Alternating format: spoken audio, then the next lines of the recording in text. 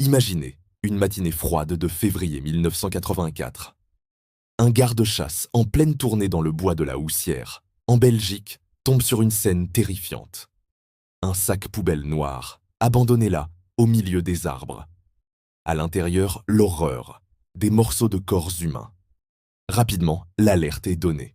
Les enquêteurs arrivent sur place et découvrent non pas un, mais plusieurs sacs disséminés dans le bois. Les analyses médico-légales parlent, il s'agit des restes d'une femme. Mais qui est-elle? Impossible de l'identifier. Son visage, ses mains et ses pieds, qui auraient pu permettre une reconnaissance rapide, ont été découpés avec une précision chirurgicale. Le travail d'un professionnel, peut-être un boucher ou quelqu'un ayant des connaissances anatomiques poussées. Le mystère s'épaissit. On l'appellera désormais la démembrée de la Houssière. Les policiers belges lancent un appel à témoins national, puis international. Des centaines de pistes sont explorées, des dizaines de cas de disparition sont étudiés. En vain, aucune femme correspondant à la victime n'est signalée manquante. C'est comme si elle n'avait jamais existé. Le tueur, lui, semble s'être volatilisé, ne laissant derrière lui que ses sacs sinistres et une énigme insoluble. Des années passent. L'affaire tombe peu à peu dans l'oubli, mais pas pour les enquêteurs qui refusent de baisser les bras.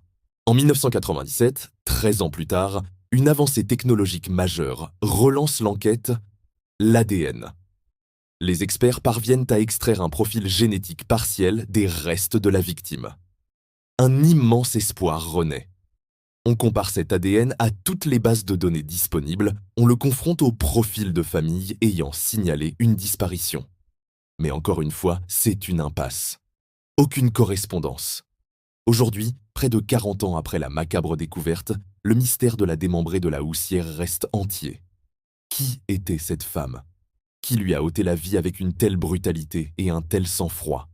Était-elle une étrangère de passage, une personne isolée sans personne pour la pleurer? Des questions qui hantent encore les forêts de la Houssière et les archives de la police belge.